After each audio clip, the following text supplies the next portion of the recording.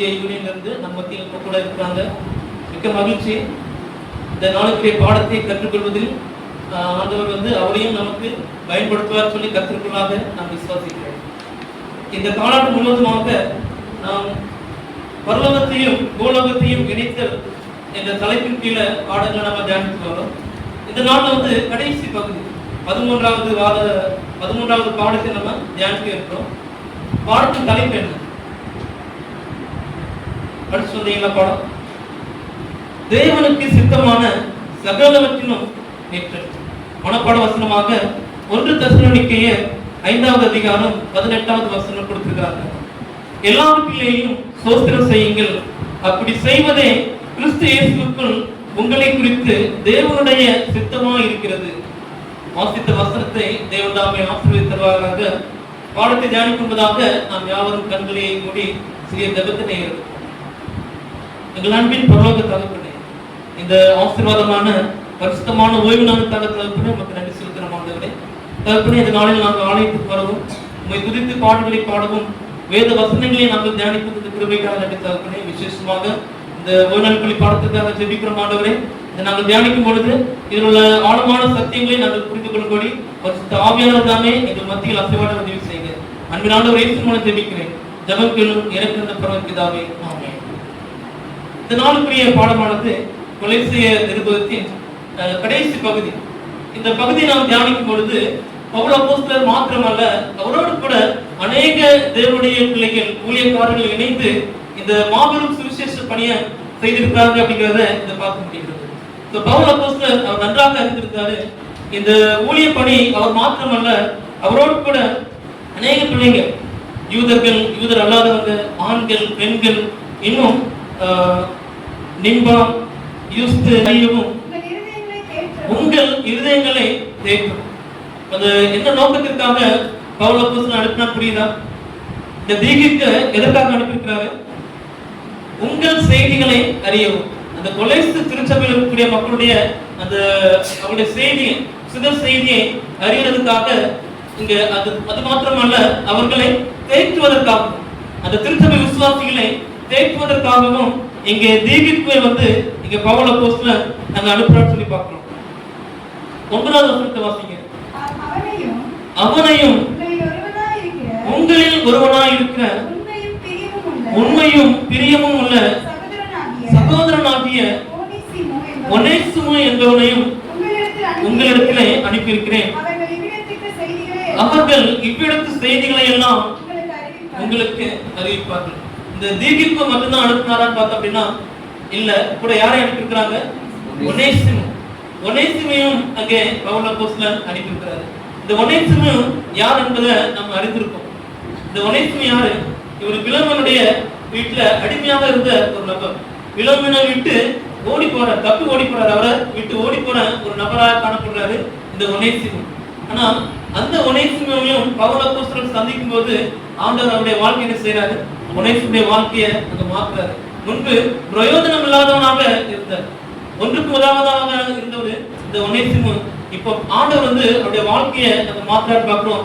இங்க பவுல் அப்போஸ்தலர் பிலோமோனுக்கு எழுதும் பொழுது முன்பு பிரயோஜனம் இல்லாதவனாக இருந்தான், இப்ப எப்படி இருக்கிறான்? பிரயோஜனம் உள்ளவனாக இருக்கிறான்னு பார்க்கிறோம். முன்பு அடிமையா இருந்தான், இப்ப எப்படி இருக்கிறான்? அடிமை இல்லை அப்படிங்கிறது ஒரு சகோதரன், எனக்கு உடன் வேலையான்னு சொல்லி இங்க பிரியமான சகோதரன் சொல்லி பவுல் அப்போஸ்தலர் இந்த ஒனேசிமுவை குறித்து இங்க சொல்றாரு. இந்த ஒனேசிமுவையும் இந்த தீகிக்குவையும் எதற்காக அனுப்பினாரு? அந்த அனுப்புறது நோக்கம் என்ன சொல்லுங்க சார். கற்றுக்கொள்ளக்கூடிய ஒரு பாடம் என்னன்னு பார்க்கும் பொழுது, எஜமான்களை மாத்திரமல்ல, அடிமைகளையும் தேவன் அவருடைய ஊழியத்திற்கு பயன்படுத்துவார் அப்படிங்கிறத பார்க்கணும். பிலோமோனை மாத்திரமல்ல, அவருடைய அடிமையான ஒனேசிமையும் தேவன் ஊழியத்திற்குள்ளாக பயன்படுத்துவார் சொல்லி பார்க்கிறோம். 10வது வசனத்தை வாசிங்க. என்னோடு கூட காவலில் இருக்கிற அரிஸ்தர்க்கு உங்களுக்கு வாழ்த்துதல் சொல்கிறான். பர்னபாவுக்கு இனத்தனாகிய மார்க்கும் வாழ்த்துதல் சொல்கிறான். இவனை குறித்து கட்டளை பெற்றீர்களே, இவன் உங்களிடத்தில் வந்தால் இவனை அங்கீகரித்துக் கொள்ளுங்கள் அப்படின்னு சொல்லியிருக்கிறாங்க. இங்கேயும் ஒரு 2 நபர்களை குறித்து பார்க்கிறோம். முதலாவது அரிஸ்தர்க்கு, அடுத்ததாக மார்க். 2 நபர்களை பார்க்கிறோம். இந்த அரிஸ்தர்க்கு எப்படி இருக்கிறாரு? இவர் பவுலுக்கு ஒரு உடன் வேலையாளராக இருக்கிறார். ஒரு விசுவாசமான ஒரு துணையாக, பவுல் ஊழியத்துக்கு விசுவாசமான ஒரு துணையாக காணப்பட்டிருக்கிறாரு. இங்க எபேசுல கலகம் வந்த பொழுது எல்லாரும் என்ன பண்ணிட்டாங்கன்னா பவுலை விட்டுட்டு ஓடி போயிட்டாங்க. ஆனா இந்த அரிஸ்தருக்கு அவர் பவுலோடு கூட அங்க உறுதுணையாக அங்க இருந்திருக்கிறார். அதனாலதான் அவர் சொல்றாரு, என்னுடைய உடன் வேலையாக சொல்றாரு. அரிஸ்தருக்கு என்ன செய்யறாரு? உங்களுக்கு வாழ்த்துதல் சொல்றாரு. ஒரு வசனத்தை வாசிப்போம். அப்போஸ்தலர் 19:29. அப்போஸ்தலர் 19ஆம் அதிகாரம் வசனம் 29 வாசிங்க. அங்க அரிஸ்தர்க்கை பற்றி என்ன சொல்லியிருப்பாங்க? பட்டணம் முழுவதும் கலகத்தினால் நிறைந்தது. அவருக்கு வழித்துணையா வந்த மக்களுடைய பாலிகளையும் அரிஸ்தர்க்குவையும் அவர்கள் இழுத்து கொண்டு ஒரு மனப்பட்டு அரங்க சாலைக்கு பாய்ந்து ஓடினார்கள். துன்பமே வந்தாலும் ஒரு ஊழியக்காரனுடைய பின்னால ஆண்டவருடைய சத்தியத்திற்காக அது எப்படிப்பட்ட சூழ்நிலைகள் சூழ்ந்திருந்தாலும் உறுதியாய் தேவனுடைய பக்கம் நிற்கிற ஒரு அருமையான ஒரு மகனை நாம் அங்கே பார்க்கிறோம். இப்போ அதே கருத்துக்கு தான் நம்ம வருவோம். நம்ம தேவனுடைய பக்கத்தில் அவருடைய சித்தத்திற்கு ஒப்பாக நாம் ஊழியத்தில் முடிவு காலத்தில் இருக்கிற இந்த காலகட்டத்தில் நிற்க அரிஸ்தர்க்குடைய அந்த அனுபவம் நமக்கு என்ன இருக்கிறது? ஒரு சாட்சியாக இருக்கிறது. இந்த சூழ்நிலையெல்லாம் வரும்பொழுது அவரை அரிஸ்தர்க்குவை என்ன செய்தார்? தினமாக அங்கே வேலை செய்ய இருந்தாரே. அதுபோல நாமும் ஆயத்தமாக இருக்க வேண்டும் என்று நாம் நினைத்துக் கொள்ள வேண்டும். அரிஸ்தருக்கு அவருடைய வாழ்க்கை மூலமாக நம்ம கற்றுக்கொண்ட பாடம் என்ன? ஒரு பிரச்சனை, ஊழியத்தின் நிமித்தம் என்ன ஒரு பிரச்சனை வந்தாலும் உறுதியாக நிற்க வேண்டும், ஊழியர்களோடு சேர்ந்து நாமும் உறுதியாக நிற்க வேண்டும் என்ற ஒரு பாடத்தை வந்து அரிஸ்தருக்கு மூலமாக ஆண்டவர் நமக்கு கற்றுக் கொடுத்தார். அடுத்த ஒரு நபர் மார்க். இந்த மார்க்கும் உங்களுக்கு வாழ்த்துதல் சொல்கிறான். இவனை குறித்து கட்டளை பெற்றீர்களே, இவன் உங்களிடத்தில் வந்தால் இவனை அங்கீகரித்துக் கொள்ளுங்கள் அப்படிங்கிறார். இங்க ஒரு ரிக்வஸ்ட், ஒரு வேண்டுதல் ஒண்ணு வைக்கிறார். இவன் வந்தா நீங்க தயவு செஞ்சு என்ன பண்ணுங்க, அவரை ஏற்றுக்கொள்ளுங்க. ஏன் அப்படின்னு பார்க்கும் பொழுது இந்த மார்க் என்ன செஞ்சிருக்கிறாரு? அவர் பவுலை விட்டு விலகி போயிருக்கிறார். அவர் கூட ஊழியத்தில் இருந்தவர். ஆனா ஒரு காலகட்டத்தில் என்ன பண்ணிட்டாரு? பின்வாங்கி போறாரு. அப்படி பின்வாங்கி போன அந்த நபரையும் இங்க பவுல் அப்போஸ்தலன் சொல்றாரு, அவர் வந்தா நீங்க அவரை ஏற்றுக்கொள்ளுங்கள் அப்படின்னு சொல்லி ஒரு வேண்டுதலையும் வந்து அங்க வைக்கிறார். அடுத்ததாக 11ஆம் வசனம் வாசிங்க. யுஸ்து எனப்பட்ட இயேசுவும் வாழ்த்துதல் சொல்கிறான். இந்த யுஸ்து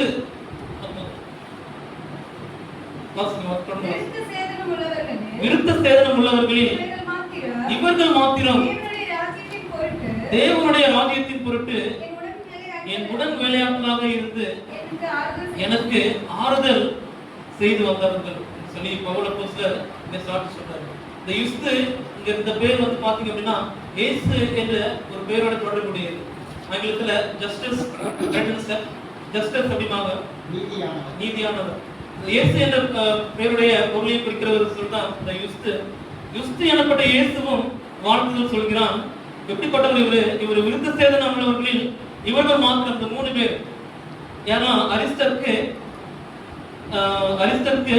யுஸ்து, இவங்க மார்க், இந்த 3 பேரும் இவர்கள் யூதர்கள். யூதர்கள்ல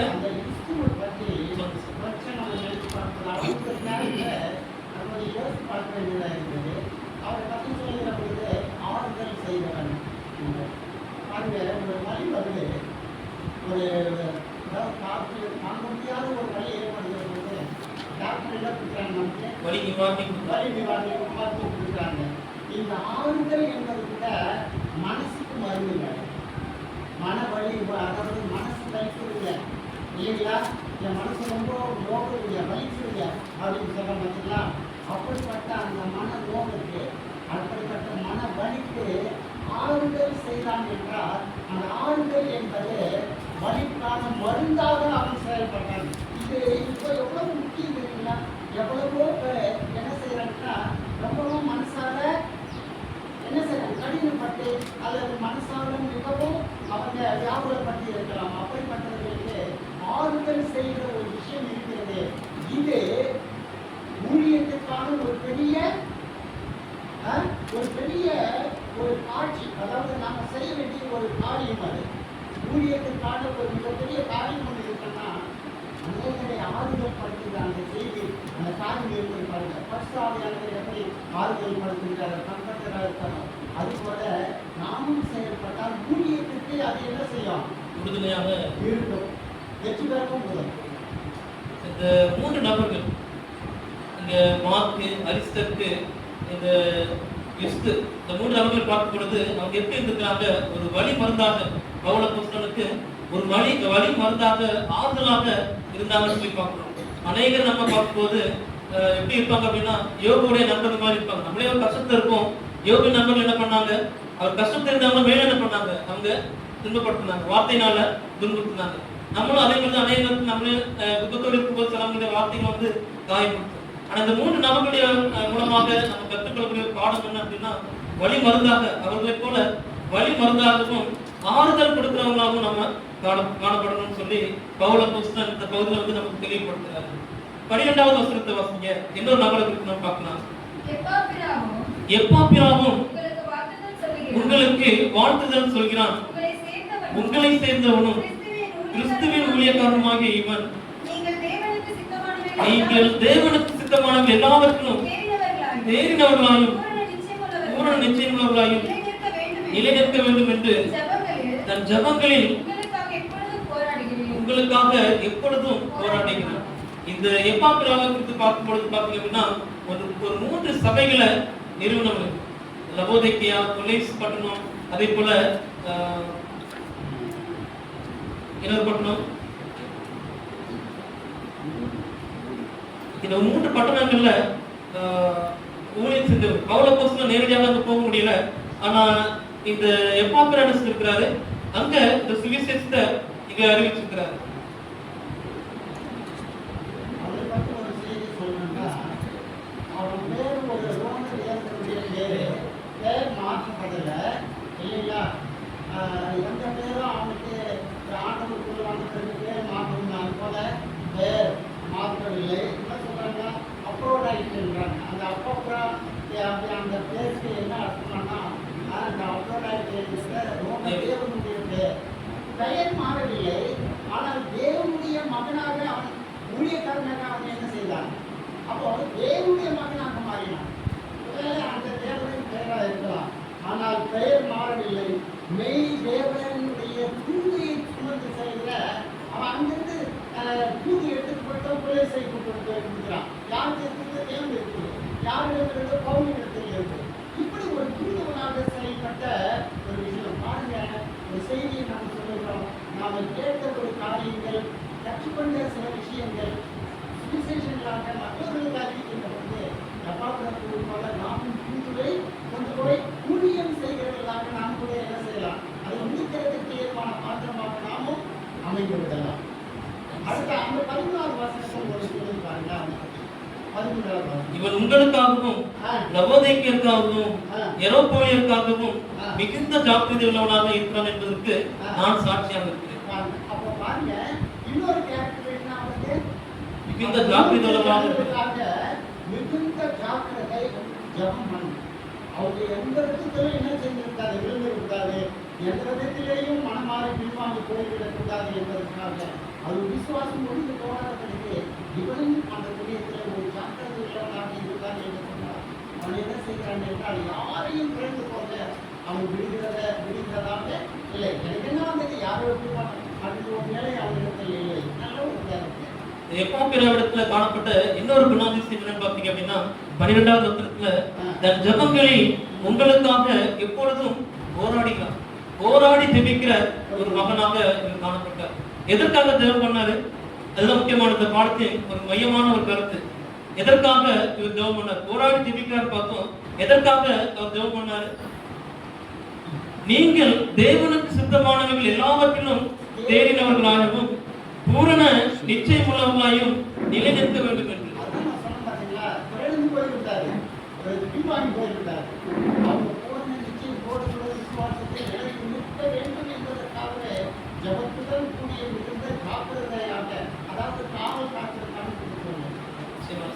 இந்த வாக்குடைய பாடத்துல தலைப்பு தான் தேவனுக்கு சித்தமான சகலவற்றிலும் நிற்றல் அப்படிங்கிற தலைப்புல தான் படிச்சுட்டு இருக்கிறோம்.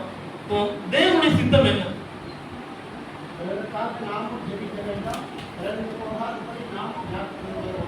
ஜாக்கிரதையா இருக்கணும். அதே போல சோஸ்திரம் எல்லாவற்றிலும் சோஸ்திரம் செய்கிறவர்களாக நம்ம இருக்கணும். மனப்பாட வசனத்துல அதுதான் பார்க்கணும்னா எல்லாவற்றிலையும் சோஸ்திரம் செய்யுங்கள், அப்படி செய்வதே கிறிஸ்து இயேசுவுக்குள் உங்களை குறித்து தேவனுடைய சித்தமா இருக்கிறது. தேவனுடைய சித்தம் என்ன?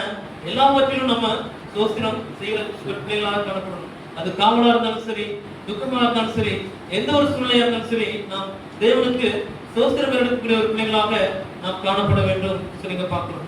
அடுத்ததாக 14வது வசனம். இன்னும் ஒரு சில வசனங்கள் தான் படிச்சு நம்ம கடந்து செல்லலாம். 14வது வசனம் வாசிங்க. பிரியமான வைத்தியனாகிய லூக்காவும் தேமாவும். இங்க இரண்டு நபர்களை பார்க்கிறோம். லூக்கா மற்றும் தேமா. இந்த இரண்டு நபர்களுக்குள்ள வித்தியாசம் என்ன? உங்களுக்கு ஏதாவது ஒற்றுமை வேற்றுமை இருந்துச்சா? லூக்கா தேமா. ஒரு மருத்துவர், பவுலின் தனி வைத்தியர் என்று வைக்கிறார். லூக்கா 22:51 வசனம். அங்கே அவளை பற்றி இன்னும் என்ன செய்த மல்கு வைத்தியர் என்று அங்கே சொல்லப்படுகிறது. பார்க்கலாம். இரண்டு நிருபங்களை எழுதினவர் இந்த லூக்கா. லூக்கா சுவிசேஷம், அதே போல அப்போஸ்தலர் நடவடிக்கைகள், இரண்டு நிருபங்களை ஒரு எழுதியிருக்கிறாரு. பவுலோடு கூட ஊழியம் செய்ததுல இவரும் ஒரு நல்ல ஒரு ஊழியக்காரராக இருந்திருக்கிறாரு, ஒரு வைத்தியராக இருந்திருக்கிறார். பவுலுக்கு ஒரு போஸ்டல் டாக்டர் நம்ம தியானிக்கும் போது டாக்டர் பண்ணி அவங்க நம்ம கூட இதனால வந்திருக்கிறாங்க. 2 வாரங்களாக வர முடியல கூட. ஒரு வைத்தியராக இருந்து பவுலுக்கு என்ன செஞ்சிருக்கிறார்? அவர் கூட ஊழியத்துல உறுதுணையாக இருந்திருக்கிறார். ஆனா அந்த தேமா அவரை பற்றி பார்க்கும் பொழுது இவரும் ஊழியத்துல உறுதியாக இருந்தவர் தான். ஆனா முதலாவது சிறையிருப்புல பவுலோடு கூட இருந்திருக்கிறார். ஆனா இரண்டாவது சிறையிருப்புல என்ன பண்ணிட்டார்? அதிகம் கற்றவர்.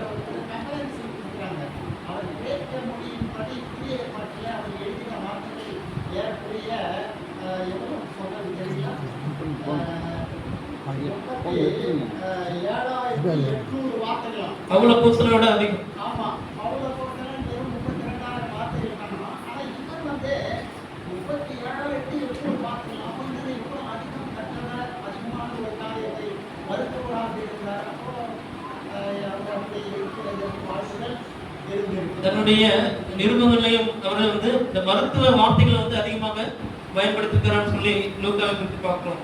நன்றி சார். இந்த தேமாவை குறித்து பார்க்கும் பொழுது பவுலுடைய முதல் சிறையிருப்பு, ரோமபுரியின் முதல் சிறையிருப்புல கூடால இருந்த நபர் இரண்டாவது சிறையிருப்புல என்ன பண்ணிட்டாரு? அவர் விட்டுட்டு போயிட்டார். பின்வாங்கி போகக்கூடிய ஒரு மகனாக இங்கே பார்க்கிறோம். என்னதான் நம்முடைய வாழ்க்கையை நம்ம ஒப்புமைப்படுத்தலாம். ஊழியத்துல சில நேரத்துல நம்ம ஊழியம் வைராக்கியமாக ஊழியம் செஞ்சிருக்கோம், ஒரு காலகட்டத்துல பின்வாங்கி இருக்கலாம். ஆனா இந்த பின்வாங்கி போறது அது நிரந்தரம் கிடையாது. நம்முடைய கிறிஸ்தவ வாழ்க்கையில இந்த வீழ்ச்சி அப்படிங்கிறது நிரந்தரம் கிடையாது. மறுபடியும் என்ன செய்யலாம்? எழுப்பி நிற்கும். ஆண்டவருக்காக எழுப்பி நிற்கலாம் அப்படிங்கிறதுக்கு இந்த தேமாவும் ஒரு சாட்சி.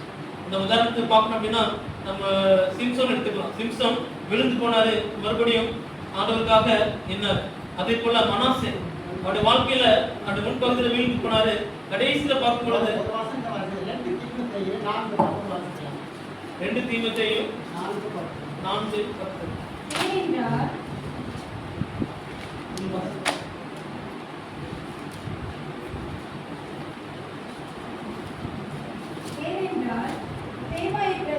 பிரபஞ்சத்தின் மேல் ஆசை வைத்து என்னை விட்டு பிரிந்து தெசலோனிக்கே பட்டணத்துக்கு போய்விட்டான்.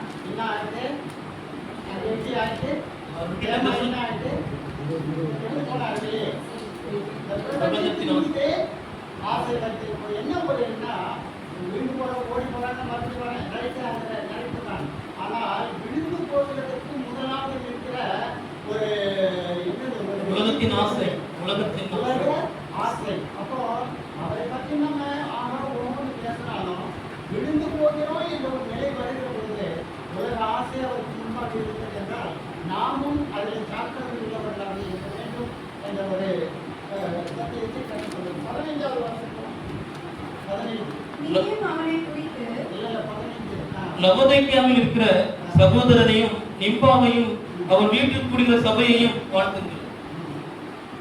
இங்க நிம்பா அவருடைய வீட்டுல என்ன செய்யறாங்க, ஆராதனை செய்யறாங்க. ஆலயம் இல்லை, ஆலயம் இல்லாதனால அந்த ஜனங்கள் நிம்பாவுடைய வீட்டுல வச்சு ஆராதனை செய்யறாங்க. இப்ப நமக்கு ஒரேல நமக்கு இன்னைக்கு ஆலயம் இருக்குது, ஆனா அநேக இடங்கள்ல பிள்ளைகள் ஆலயம் இல்லாம வீடுகள்லயும் தெருக்களையும் செய்யறாங்க, தேவனை ஆராதிக்கிறாங்க. இப்ப ஆலயம் அப்படிங்கிறது வெறும் கட்டடம் மாத்திரம் அல்ல. ஆண்டவர் சொல்றாரு, நீங்களே ஆலயமா இருக்குது. நம்ம ஒவ்வொரு ஆண்டுக்கு எப்படி இருக்கிறோம், நம்ம ஆலயமாக, உயிருள்ள ஒரு ஆலயமாக நம்ம ஒவ்வொருவரும் காணப்படுறோம். நிறைய கேள்விகளெல்லாம் கேட்டே இருப்பாங்க. ஆலயம் தான் போகணுமா, வீட்டில் கொடுக்காதா, இப்படியெல்லாம் இப்போ சில காரியங்களை என்ன செய்யும், போயிட்டே இருக்கோம். ஆனால் நாம் ஒன்றை தெரிந்து கொள்ள வேண்டும், சபை எது? முதலாவது கேள்வி என்னது? சபை எது?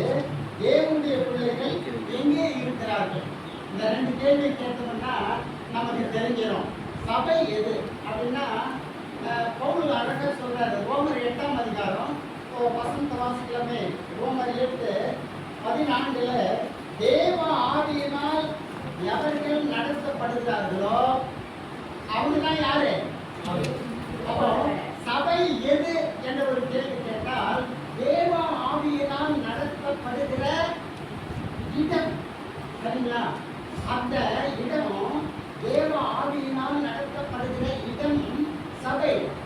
மனுஷனால் நடத்தப்படுகிற சபை என்பது அது நிரந்தரமா இருக்காது.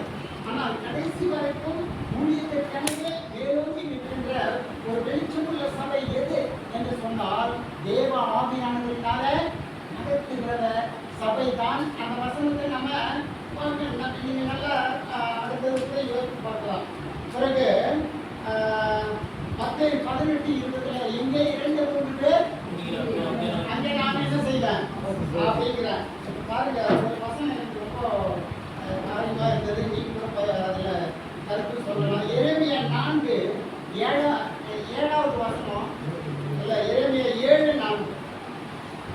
எரேமியா 7:4. கர்த்தரின் ஆலயம், கர்த்தரின் ஆலயம், கர்த்தரின் ஆலயம் இதுவே என்று சொல்லி பொய் வார்த்தைகளை நம்பிக் கொள்ளாதீர்கள். என்னன்னு சொல்றாரு? கர்த்தருடைய ஆலயம் சொல்லி பொய் வார்த்தை நம்புவது. நீங்க அதுக்கு அர்த்தம் சொல்லுங்க. மெய்யான ஆராதனை என்ன என்று எரேமியாவுக்கு ஆண்டவர் காட்டுகிறார். அவருக்கு எரேமியாவுக்கு தேவன் சொல்லுகிற பொழுது அந்த வசனம் சொல்லுது, கர்த்தரின் ஆலயம் 3 முறை சொல்லுது. கர்த்தரின் ஆலயம், கர்த்தரின் ஆலயம், கர்த்தரின் ஆலயம் இதுவே என்று சொல்லி பொய் வார்த்தைகளை நம்பிக்கொள்ளாதீர்கள். அப்போ இதிலிருந்து என்ன புரியுதுன்னா, ஆலயம் கட்டடத்தில் நாம கூடி வருகிற நம்ம எல்லாரும் சேர்ந்தது தான் ஆலயம். அங்கே ஆவியானவருடைய செயல்பாடு, ஆவியானவரால் நடத்தப்படுகிற கூட்டமாய் இருந்தால் மாத்திரமே தேவனால் அங்கீகரிக்கப்பட்ட, அவர் பிரசன்னத்தினால் நிரப்பப்பட்ட சபையாக இருக்க முடியும். இந்த சத்தியம் நம்ம புரிந்து கொள்ள வேண்டும்.